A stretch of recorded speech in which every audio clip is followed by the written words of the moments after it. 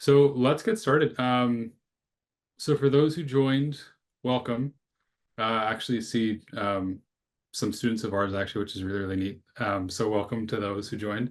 Um, Really importantly, so we have Dr. Barry. How does one pronounce your last name? I have to ask. It is bro, just like what's up, bro. Yeah. So It's we a have it's Dr. Barry yeah, Breaux with us.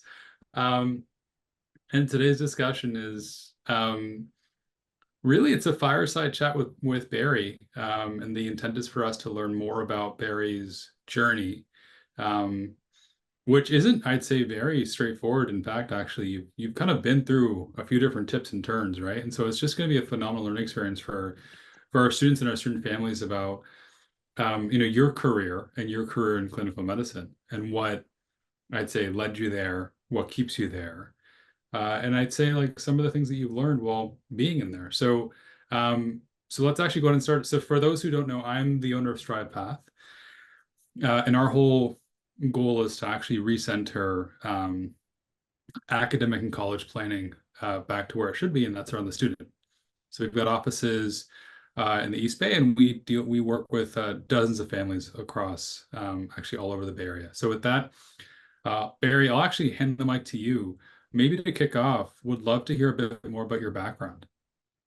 absolutely. Thanks for having me, Sunny. Um, so yeah, I grew up in Oakland, California. I'm a California guy through and through. Um, I went to college back east at Harvard College. Um, like many of my fellow alums and classmates at the time, I still feel like sort of the admissions mistake, the guy who sort of slipped through the cracks. We didn't have a name for it back then, but now I guess everyone refers to it as imposter syndrome. Um, and so I took my blessings and went. I couldn't say no to an opportunity like that, and majored in anthropology, knowing in college that I wanted to go to medical school because I was fortunate enough to be the son of a doctor. So I'm one of those lucky kids as well, where I grew up with a doctor in the house who was able to offer me a very much of an insider perspective on the profession. My mother was a healthcare administrator. She offered me another perspective. Um, and then they disagreed on whether or not I should go to medical school. My mother encouraged me. My father was sort of a little bit of a bitter, burnt out, jaded physician who had seen so What much kind of change. physician was he, by the way? He's a retired ophthalmologist, so that's an eye doctor, Oh, yep. eye surgeon. He had seen so much change in medicine over his career. He felt like he had lost control, like so many sort of older physicians feel, and so he felt like it wasn't the profession it used to be. Discouraged me from going into medicine. My mother encouraged me, thinking that I would still be able to sort of control my own destiny, so to speak. I decided that I liked life sciences. I like biology. I knew my personality well enough to know that I'm fairly risk averse, Hmm. and a career in medicine is certainly something that doesn't feel risky, because it's a very sort of well laid out path, following one step after the other. After Harvard, I went to Columbia Medical School in New York City. Um, Feels like I keep getting lucky, but I'm going with it. And it was there that I decided I wanted to add on additional credentialing, additional education, by taking advantage of their dual degree program with the business school. So I spent a year at Columbia Business School between my third and fourth years of medical school, um, mainly with the intent of learning the language of business. I didn't have much business experience really at all. I didn't see myself going straight into business, but I knew that at some point in my career I wanted to pursue leadership in medicine, and I knew again from my background and family that having the language of business, having the sort of mindset and frameworks, so to speak, of business would come in handy, and that would be a sort of a working foundation to Hmm. build from in my career. And so I graduated in 2013 with both degrees. I stayed at Columbia at their teaching hospital for residency in internal medicine, and um, found myself very, very burnt out. If you can imagine, I'm going straight through all of my higher education and training, no real breaks, um, no major life experience outside of school, and residency's hard.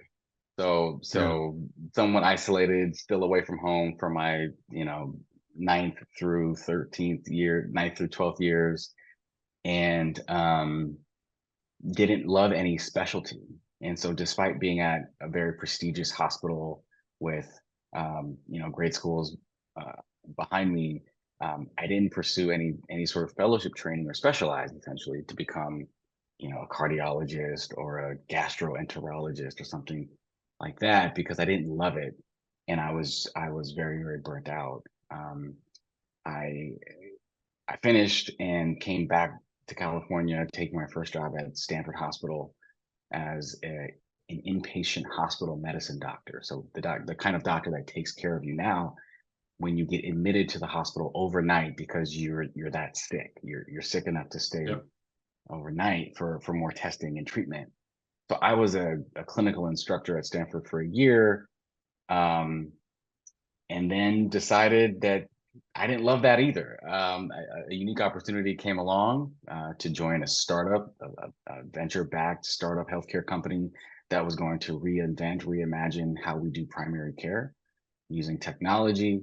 Um, and so I took the leap and joined, where I worked for 2 years, helping them build and scale and expand the company.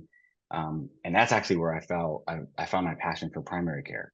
But primary care, as I saw it, as more and more, I think people are starting to see it as a proactive, Mhm. prevention emphasized approach rather than sort of your standard um, good enough healthcare. And we can talk more about that. Well, actually, and just Um, really quickly, how, yeah, for those who don't know, what is primary care? yeah, good question. Primary care is like your family doctor. It's the doctor you go to for your annual checkup. For kids, it's your pediatrician. That's primary care. For adults, it's either a family medicine doctor or an internal medicine doctor, Yep. who just practices and sees patients in the clinic or in the office all day. So it's your standard checkup doctor, and it's your first line of defense. So when you do have a Yep. problem, it's sort of the first person you go to. When you don't have a problem, it's who you see for to what we call prevention or checkups. And so at the startup company, I was very much outside of my comfort zone, but it was the first time I actually got to use my business hat. I was managing a team, doing virtual visits and helping us to provide care remotely. And I was also, being a doctor for patients in San Francisco, using a very, very different approach, a lot of technology, and a lot of sort of proactive tools with the goal of empowering people to take more control over their health. Hmm. And so that was a very rewarding thing I got to do, working with a lot of smart people, working with engineers, business people, product people, other really Yep. smart doctors, and so forth. And Sunny, stop me if you want, if you want right there, or we can keep going. But No, no, keep essentially, going because I'm going to start to ask some questions based on what I've yeah, heard. You keep going. sure. I spent 2 years at this startup company before, once again, I personally hit a wall. I couldn't keep up with the pace of Yeah. the scale, the pace of expansion, the pace of what happens when you work at a startup where you are under a lot of pressure to hit metrics, your targets, your growth targets. You have to get enough signups from new members. You have to bring in enough revenue. Um, you have to show your investors and your existing investors and new investors that you Yep. are um, doing well and going to give them their money back someday with a premium, right? With a Yep. return on their investment.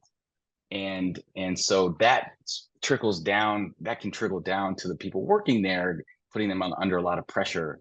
And that's what I was feeling on the sort of the front line of And that that's like, company. and Yeah, that's That's like it's a hard dynamic, right? Between how do you support some of the growth that's necessary in a high growth environment without, without coming at the expense of like quality of clinical care, Right. right? Yeah, exactly. And that's where a lot of people say healthcare is different in the sense that it's not the space you want to move fast and break things. It's not the space where you can go at 100 miles an hour. And if something breaks, it's not a big deal. If something breaks, it actually is a big deal because of the nature of the business and the Yep. service. And so that's one of the big challenges of innovating in healthcare. Um, and so as much as I enjoyed the experience, as much as I found my passion for primary care, for proactive care, and collaborating across different teams, Yep. I couldn't sort of stomach it anymore myself. And so I also realized there was a lot of primary care experience that I still needed and wanted from a more traditional system with that was going to be Yep. more stable. And so I found the more traditional system where I transitioned in 2019, and I've been there since. So over the past 5 years or so, practicing more traditional primary care, but in what I would describe as sort of the best of the old world or the best of the traditional world in healthcare and medicine, where I still have a decent amount of flexibility and control over my practice, but I also have a well-oiled machine sort of behind me with streamlined care, with access to specialists and testing and so forth when I need it. Yep. And so that's where I've been for the past 5 years. That's awesome. All right, I'm going to go all the way back to the start now. Sure. So, um, when you were an anthropology major at Harvard, how big of a jump was it to go from anthropology to like med school? Yeah, good question. It wasn't that big of a jump because in college I was still pre-med, right? And that's Yep. that's where med school requires certain prerequisites, right? There's certain Yep. classes you have to take to sort of meet criteria to apply to med school. Um, and you can major in whatever you want as long as Yes. you're meeting those pre-med prerequisites. And so I had done all those prerequisites. A lot of those actually overlapped with my anthropology major because I focused on the sort of the biological side of things. I see. I got it. And yeah, it's funny because while I was there, they changed the name of the major. So Really?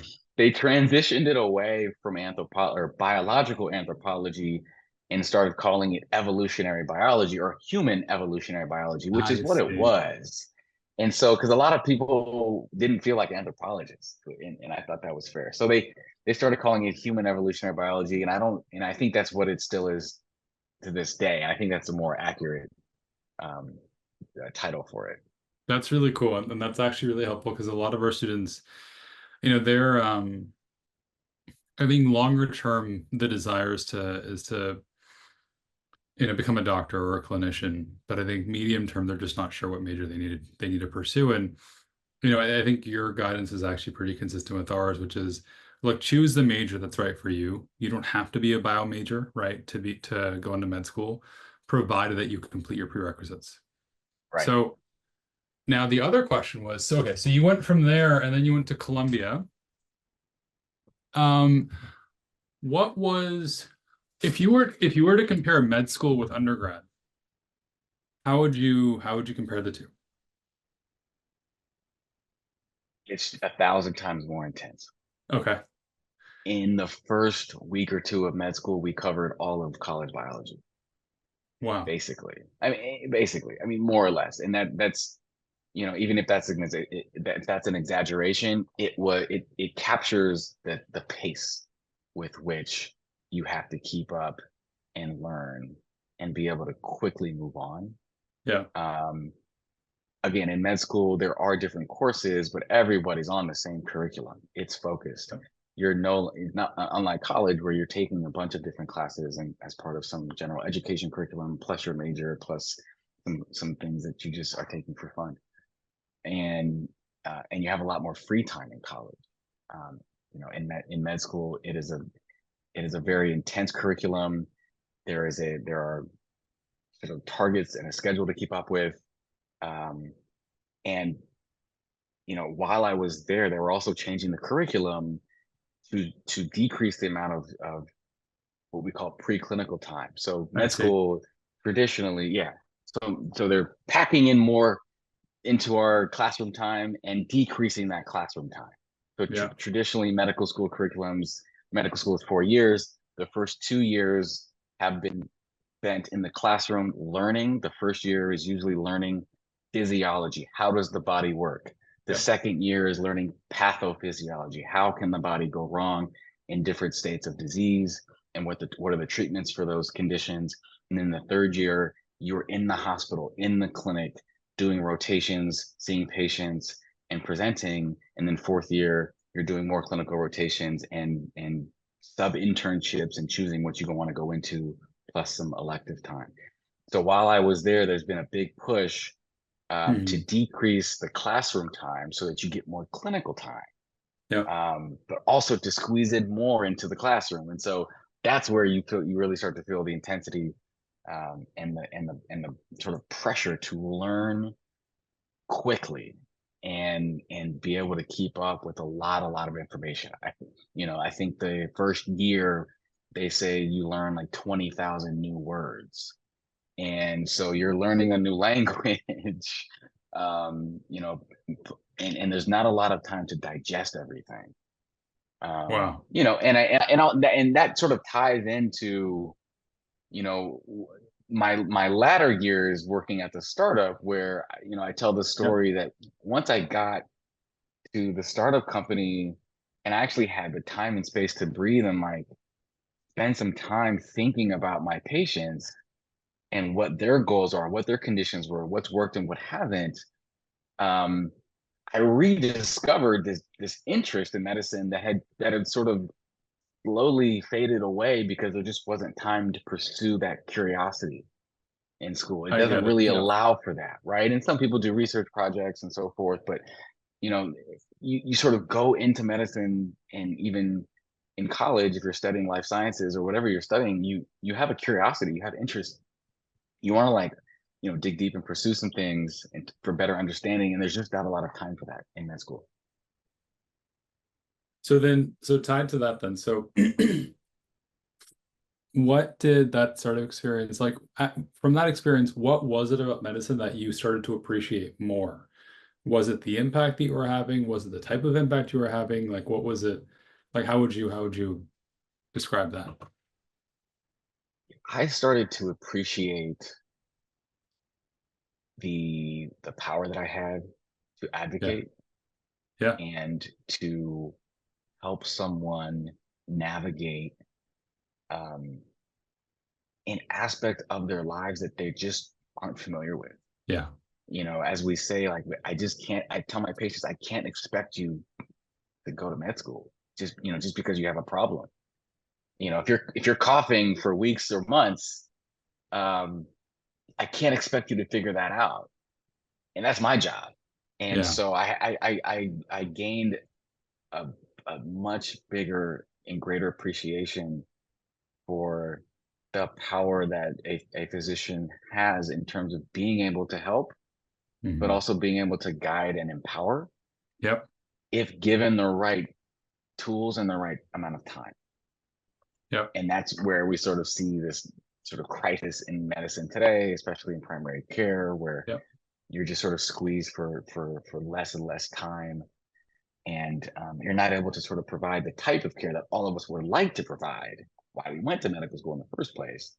Um, you're sort of constrained by so many different factors and forces. Yeah. Yeah, Yeah, I mean, you're like, I think as you mentioned, being the primary care physician, like you are the first line of defense, right? You are almost like the central node that starts to kind of figure out where to refer that patient out. right. Um, Now, the other thing too is as we think about motivation, having obviously like students need to have, or we all have a motivation to pursue specific, call it career paths, right? For medicine, however, I mean, you're dealing with not just undergrad, you got med school, residency, fellowships, right? There, as you think about like the passion or the reason as to why you entered medicine, to kind of take it back to the argument that your parents had actually about medicine or not. Do you remember like what the motivation was for you to even pursue this path? And how does that compare to the appreciation that you developed from working at that startup? Yeah, for me, one of the early decision points was taking AP biology in high school. Okay. Um, it was the first AP class I ever took. I think I took it sophomore year. I was okay, but not great. And it was another one of those experiences, or one of the early experiences I had, where I was really interested in the material, but it was such a fast-paced course that I couldn't keep up. And when it came time to study for the AP test, I remember spending my entire spring break sophomore year with my books, my notes, practice exams, and just going through as much as I possibly could. And I was driven and motivated to do that because I found the material very, very interesting. Yeah. And I was, it was like a self-motivated state, you know, and I was able to really like make a lot of progress to the point that I got a 5 on the AP test, which is the top score that you can get. And I remember feeling so accomplished. But more than that, I remember feeling this deep sense of satisfaction because of how I was able to do that. I was able to do that because the material was so interesting to me. Yeah. And it's reading a good book, right? It sounds very nerdy, but it's like finding that thing that you're really into that you can do a deep Yeah. dive in, and you nerd out on it because that's just, it just something about you, something I about mean, like the one of my content. favorite books is There you go, Being Mortal. That's a yeah, great book. phenomenal Absolutely. book, right? Yeah. Exactly. And yeah, so that was an early experience for me that just sort of taught me to embrace the curiosity, Yeah. embrace the quirkiness, embrace whatever weird thing whether it's a weird thing that you think is weird or someone else think is weird, Yeah. embrace it if it speaks to you, and go for it because chances are it's actually not that weird, right? And Yeah. so having that experience combined with, I think, just kind of getting to know my personality, just getting to know myself. I mentioned I'm fairly risk averse personality wise. So like entrepreneurship or sort of stepping out on a path without really know where I'm going, that's like not comfortable enough for me. Hmm. Um, and so feels very safe, right? School, degrees, credentials, but also knowing that like sincerely and deep down, I want a career or a job where I can help people directly. And I think most doctors will tell you some version of that. I want to be Yep. able to combine what I'm interested in with being able to help people. And that's sort of the one of the obvious professions that you're aware of when you're younger is being Yep. a doctor. There's just, as you know, and probably teach your students, Sonny, there's just so many things that you just don't know about. Yep. When you're so many professions that you just can't know they exist until later. And so doctor sort of just like kind of stands out. I knew I liked the life sciences. I wanted to help people in some way directly. And here's the other thing that my mother told me that I try to tell others as well. And I was lucky to have this advice. She said, you can become a physician and still do anything else that you want to do, but you can't That's literally the necessarily lead up to my become next question. Yeah. yeah, but you can't necessarily do other things and then just like be a Yep. doctor on the side, right? And so she would give me these examples of doctors who had sort of, reinvented themselves or had done these other amazing things. And I will always remember her telling me that Michael Crichton, the author of Jurassic Park, was a medical doctor. He was And, because yeah, Michael Crichton was an ophthalmologist. So amazing. I also basically convinced myself that I was going to give myself options, because maybe my dad's right. Maybe medicine isn't the profession it used to be. And maybe I do want to pivot to something else at some point later. Maybe I do want to pursue leadership in healthcare. Maybe I do want to do something else. I can always make that decision later. having, gone to medical school first and at least, trying that path. Now, that's not to say that's not a reason to go to medical school. I wouldn't want to encourage anyone to go to med school um, as like a backup option, or because, well, if it doesn't work out, I can always do these other things. I want you to run towards things rather than from things. And that's what I think I was doing, but it also made me feel a little safer Yeah. thinking about it in that way, right? Thinking about it in that way. And then I think like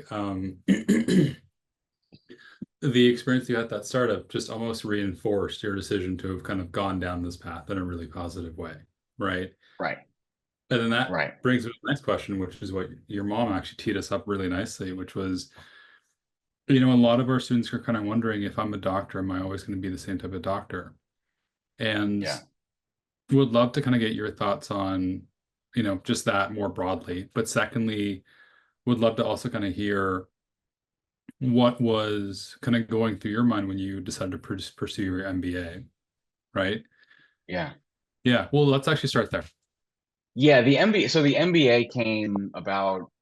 I actually started thinking about this in college, knowing I wanted to go to medical school, um, getting more and more exposure to, healthcare as an industry, taking classes on healthcare, the economics of it, um, the sort of a lot of the the pain points that people we've been talking about for decades, which is the cost of care, Yep. not being able to access good care, and then the quality of care, and thinking about how different our healthcare system is versus other countries.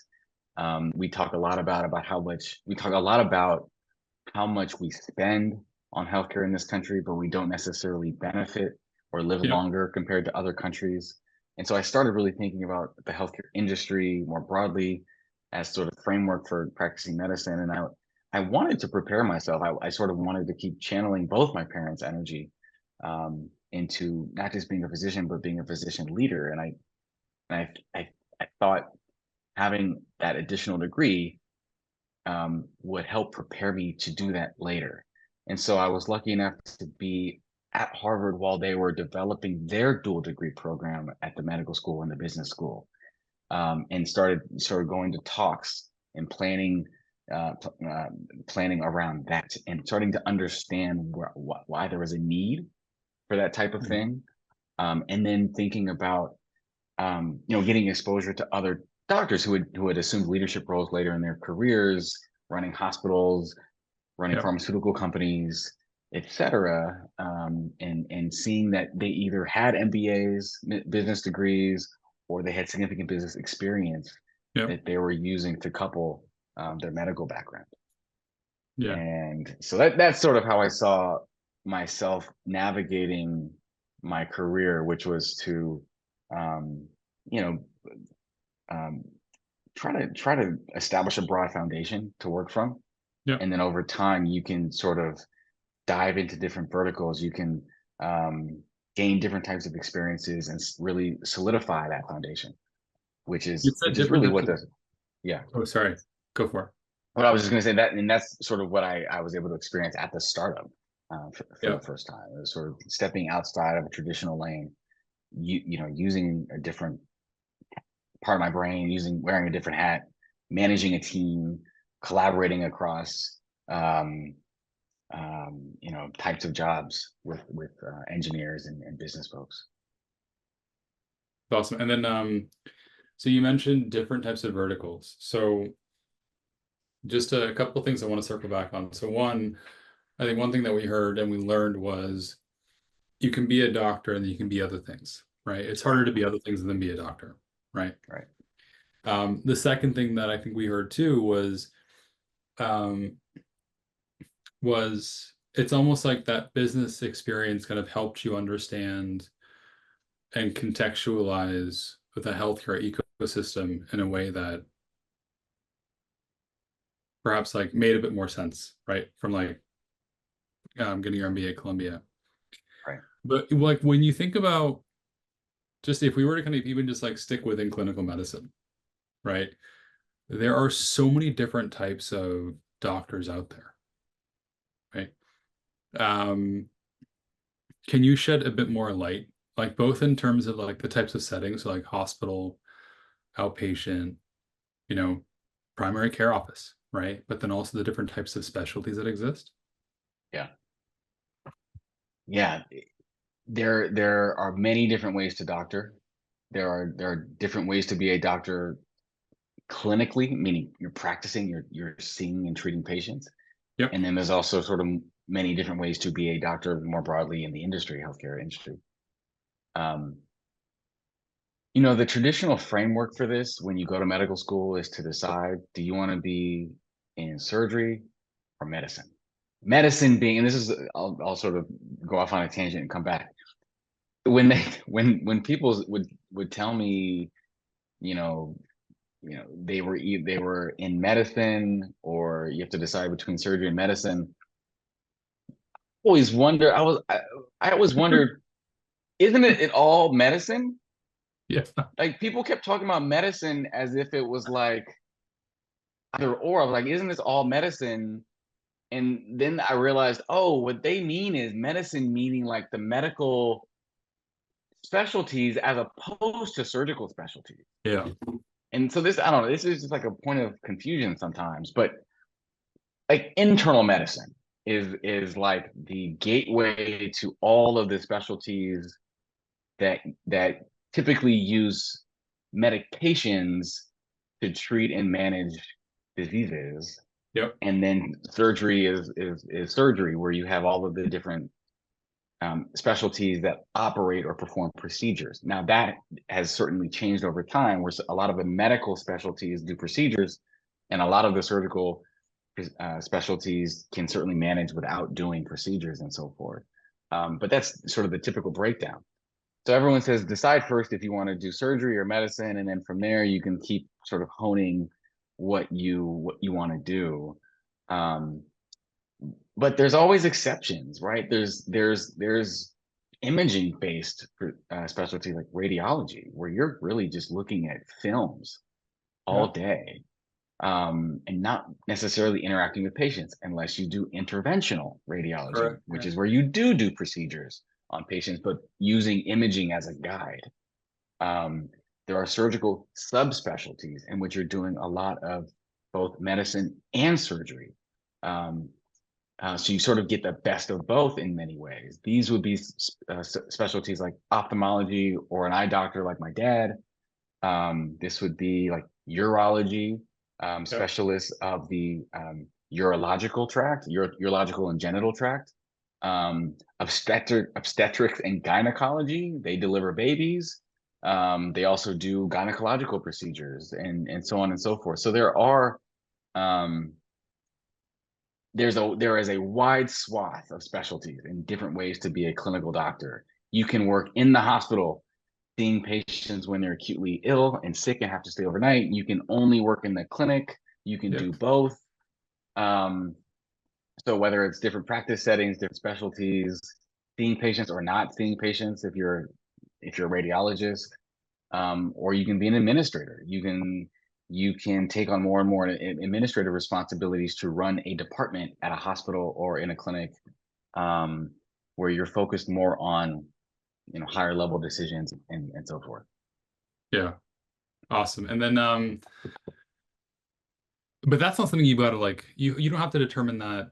I guess when do you determine Yeah. if you want In to yeah. yeah, in med school, you decide, usually around your third year, Okay.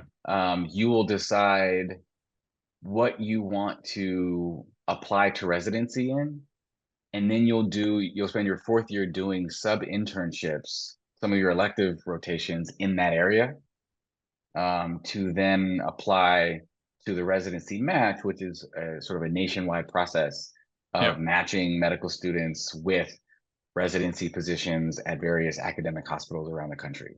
And everyone finds out Yep. on the same day and that kind of thing. And so you usually decide around your third or fourth year, where you want to apply. And Yep. then you get into residency, whatever residency you decide to do. You can then stop once your residency is completed and then go get a job somewhere and be a doctor on your own, or with a group, um, or you can continue doing more training in what's called a fellowship, Mhm. and become more and more specialized. And so the trend has been for people to pursue more and more specialization, as the types of care we provide, at least in this country, have become more and more um, technical and advanced. And Yeah. so a lot of the procedures that we do, a lot of the treatments we provide, require more and more training. And so a lot of this training has become more and more specialized. For someone like me, you stopped after your residency and said, I've had enough. I don't want to do any more training. I just want to get a job. And then I'll figure it out from there. Some people will get a job and they'll come back to training. They'll come back to, when I say training, I'm just referring broadly to residency, fellowship, everything that falls under the umbrella of learning, under superiors, right, within a specialty.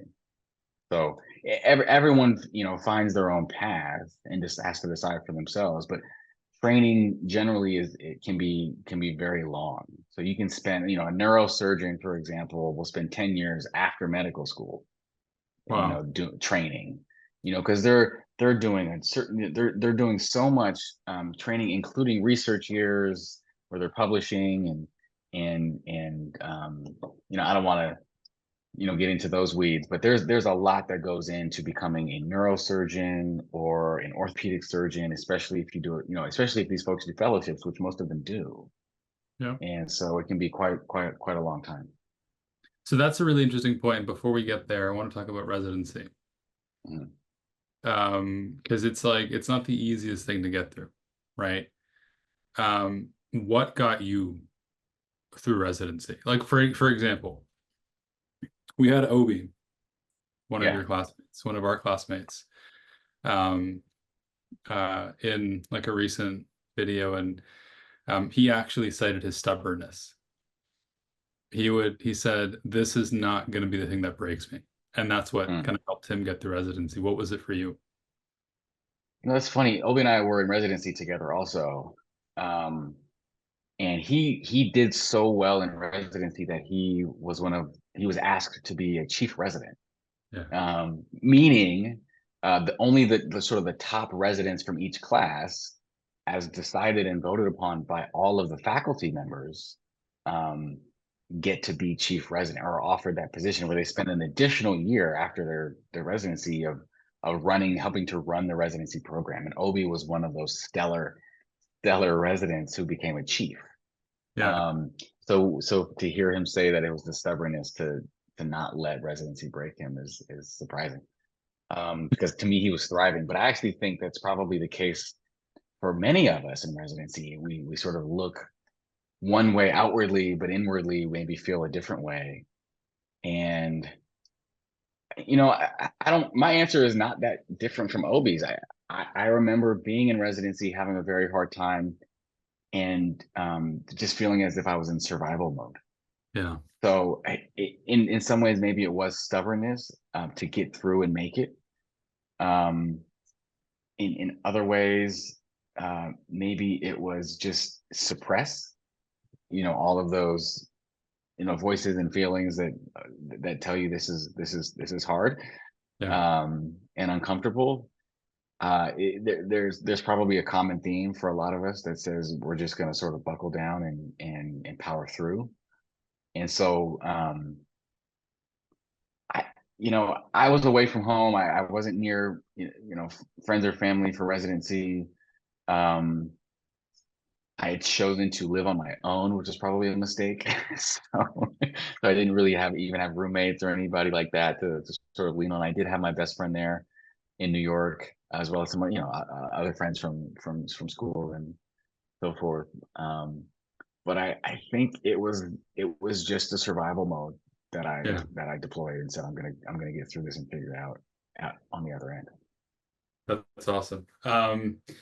So now one thing that you talked about, which was all the years of training, right?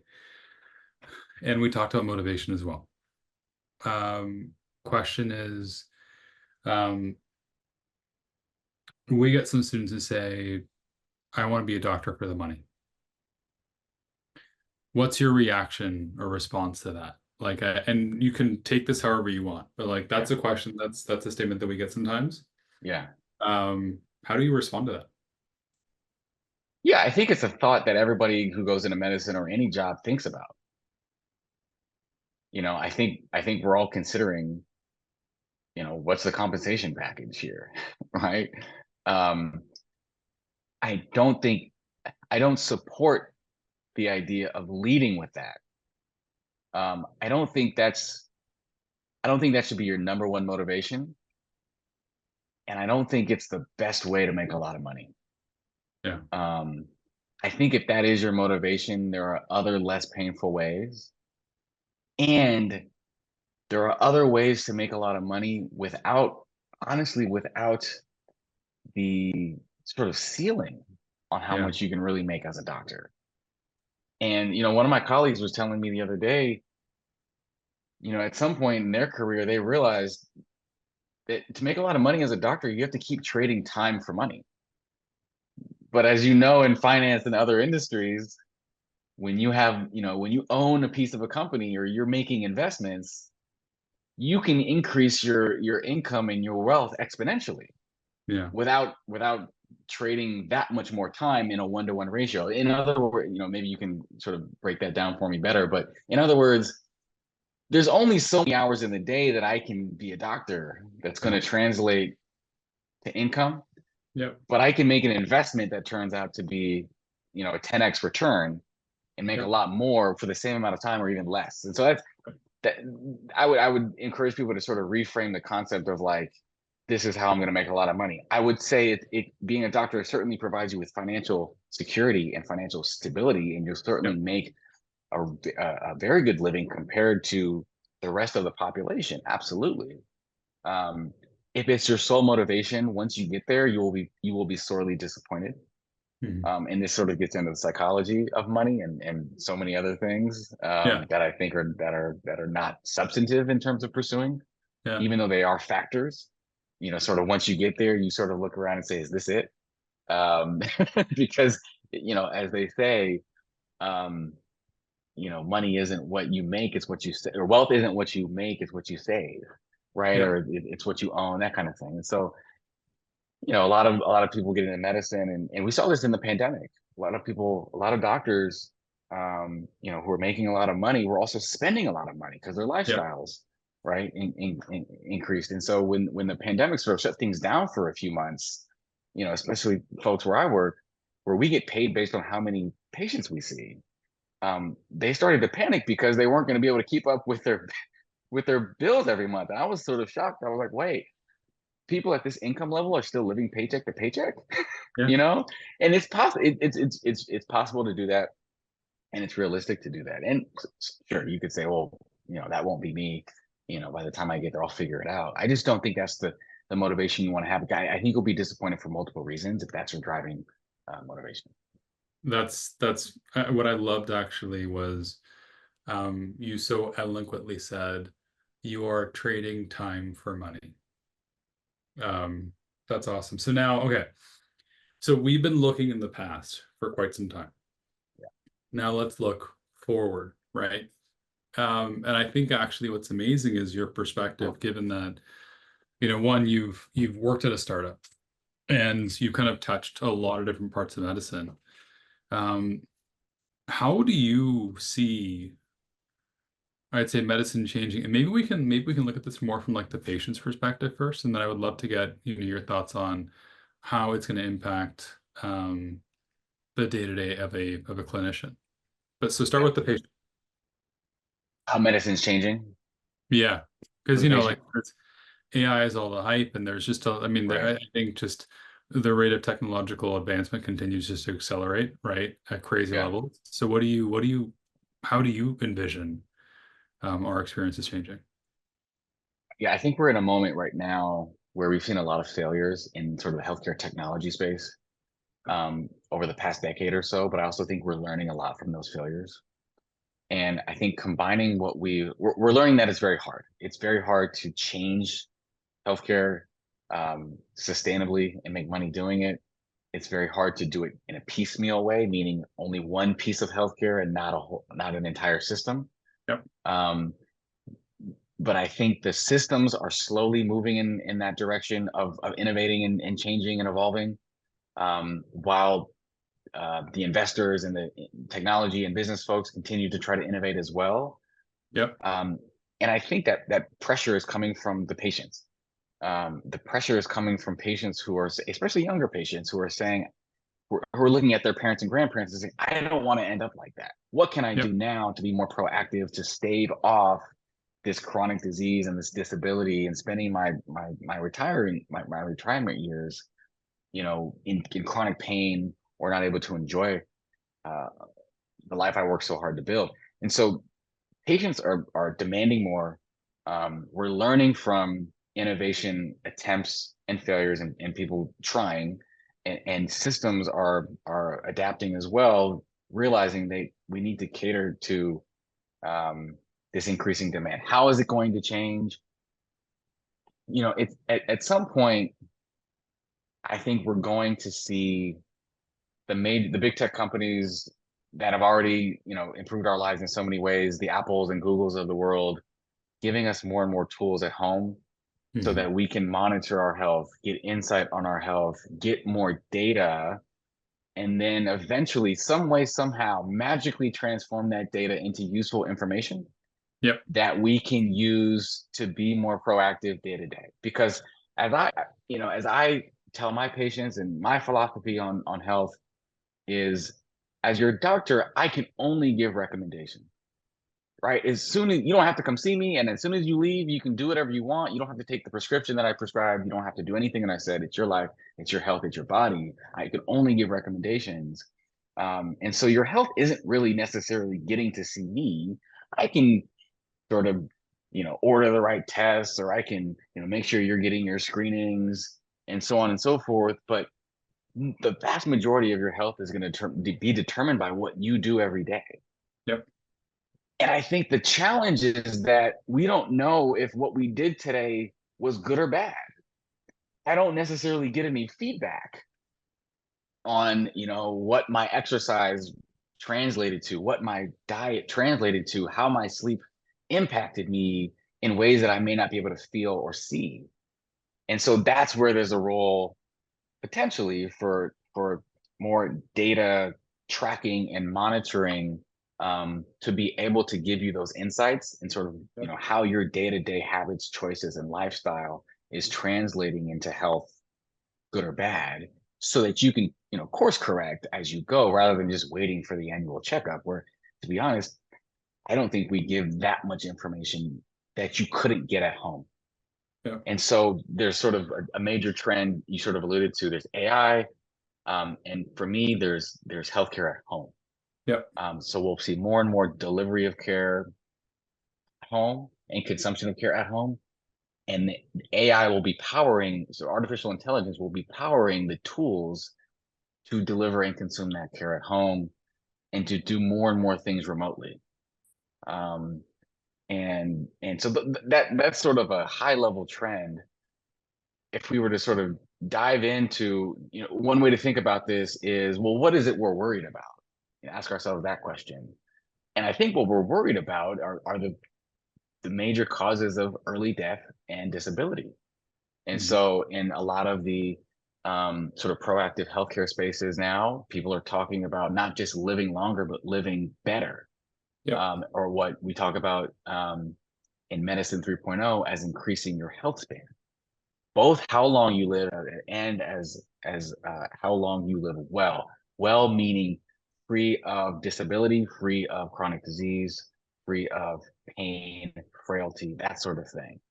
And so, how can I, maximize my health span?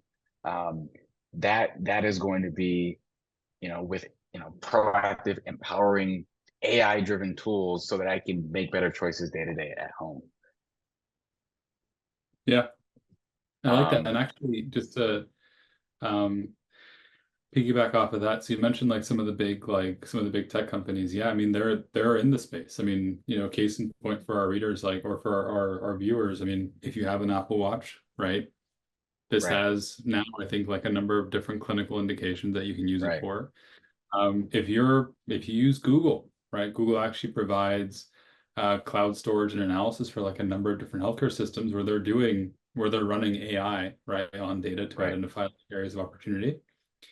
If you buy stuff from Amazon, Amazon owns One Medical, Right. right? So there, it's kind of everywhere now. Yeah. I think that's also really exciting now. So AI and there's AI and there's also kind of increasing access, right? Right. By bringing the tools home. Um, I think there's also like this level of increasing personalization as well, based Yeah. on, the increased data that we're getting about an individual because we're all different. But now from a clinician standpoint, um, how do you envision like the next 5, 10 years changing for you? It's already started, and it's actually um, been really exciting.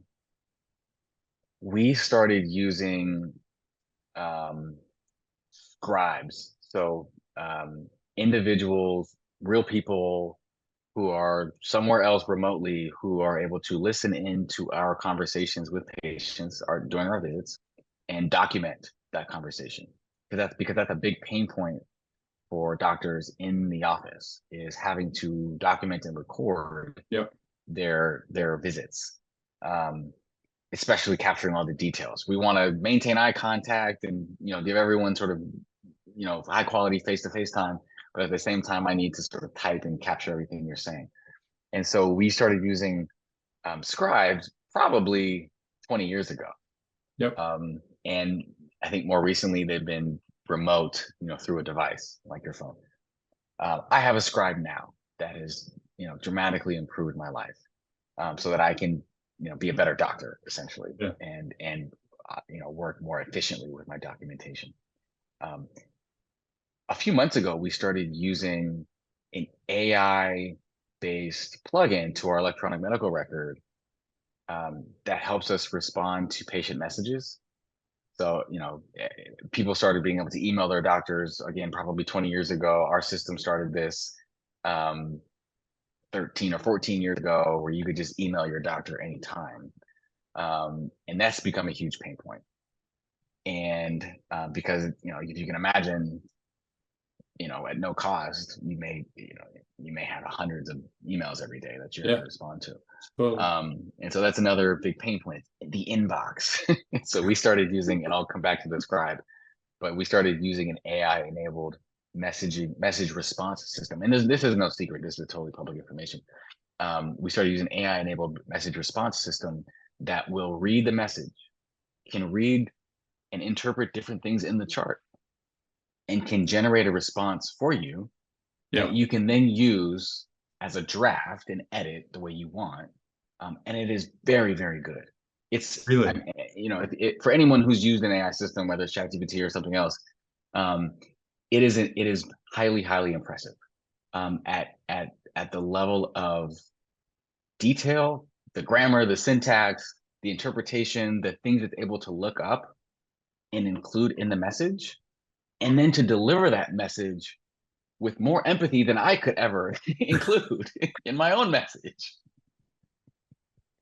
Right? I mean, this system is responding in such a way that it's so nice that it doesn't sound like me. Yeah. Um, it's back. So anyways. So the preliminary data on the AI enabled messaging system is improving our lives as clinicians. The preliminary data that it it it's not necessarily saving us that much more time. Um, but I think someone said that it's improving our satisfaction or something Yeah. like that. Totally. Yeah. But I think it's definitely saving me time. There's definitely concrete examples where it saved me a lot of time. So there's that. I'll come back to the scribe. That same type of system is also being piloted and being used to document and be a scribe during the visit. And so again, the AI is listening, taking notes, documenting, and will basically start to replace my human scribe in like a month when I start using it. Um, um, I mean, and that's a cost, right? That's a cost that will potentially save in time and accuracy as well. So that's like the low hanging fruit. I think where everyone is really excited on the clinician end. I think it's AI is certainly helping with decision support is Yep. what we call, like, how do I know what to do, basically. Yep. uh, what information do I need to make this decision, to make a diagnosis, to prescribe treatment, to order the next thing. AI has already helped with decision support. It's been more algorithmic in recent years, and I think it's going to be much more dynamic and actually truly intelligent, giving you, initially sort of like consider all of these things, right? Because we're prone to error, we're prone to miss things, we're prone to bias. And so the AI can sort of help you cover all of your bases and consider everything you need to consider, and also be able to retrieve information very, very quickly. I actually use a large language model that is trained on healthcare data only, called Open Access, I think. But Yeah. I leave that window Is open that up. from Open. Metropos? I don't know who makes it, actually. Is that the one that like it's like it's an LLM on like what is it? Like published research? Yes. Yeah. Yes. It's Yeah. I think exactly. It's that is trained. like a really interesting use case. Yeah. It's trained on published research. And I remember I saw, when I used it on Friday, actually over the weekend, to help me, to teach me something that was like very, very, useful at the time. Yeah, that thing seems Um, really neat. That's a Tropos Healthcare. yeah. So there's decision support. Um, the radiologists are already using it to help them prioritize which films they need to read first, as well as Yep. to read the film.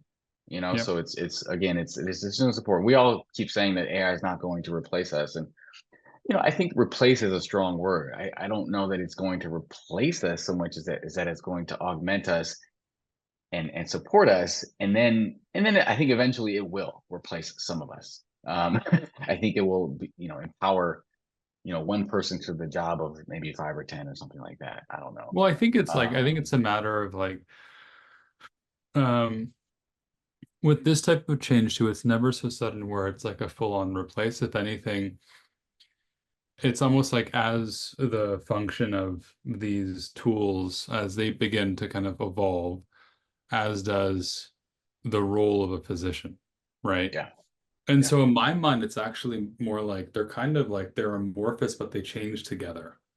Mhm. Um, and actually I think we've that's a got, good way to put it. Yeah.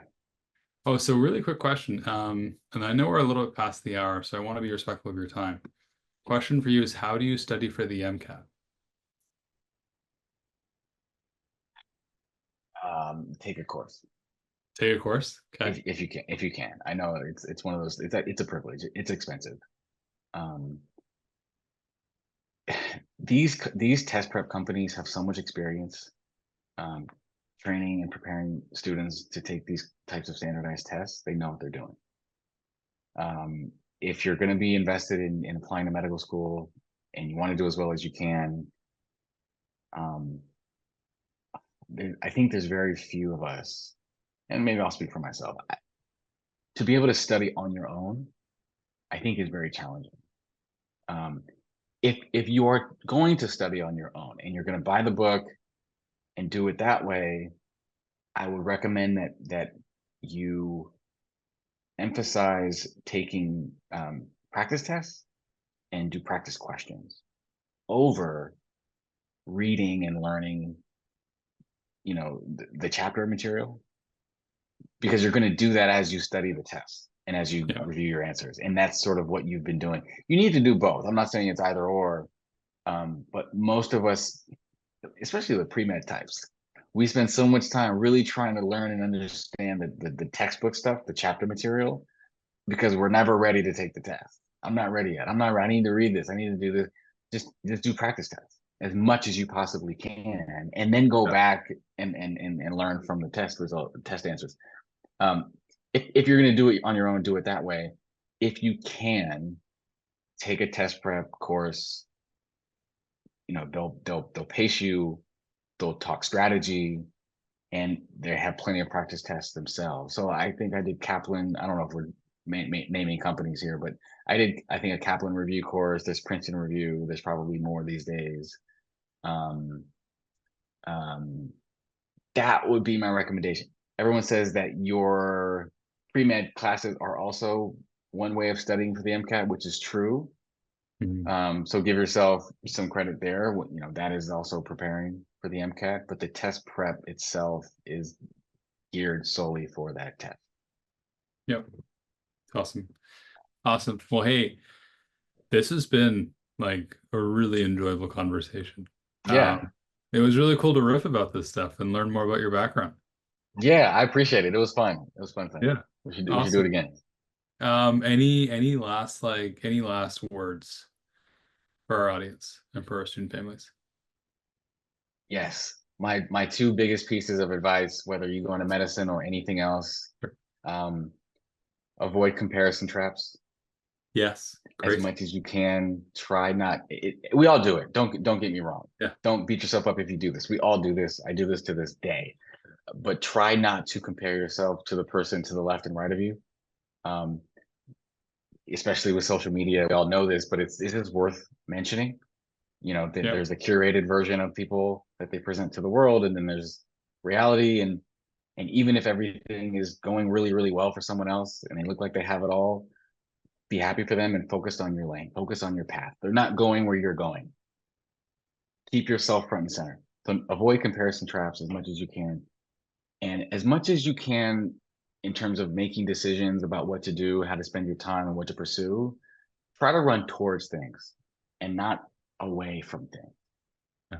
I think there's a tendency to do things for negative reasons. Well, if I don't do this, then this bad thing will happen. If I don't do this, what will my parents think of me? What will so and so think of me? What will I think of me? Try to do things for positive reasons. I run towards something that excites you and Yep. not away from something that that is, not your cup of tea. So That's awesome. Well, my friend, it was a pleasure having you. Thanks much for the time, and for those who tuned in, thanks so much for tuning in. Yeah, so this will be online. This will be on our social channels, and if you're curious to learn more about just StrivePath, don't hesitate to reach out to us at contact@mystrivepath.com. Awesome, Barry. great. Thank you. Thanks, honey. Bye. Bye.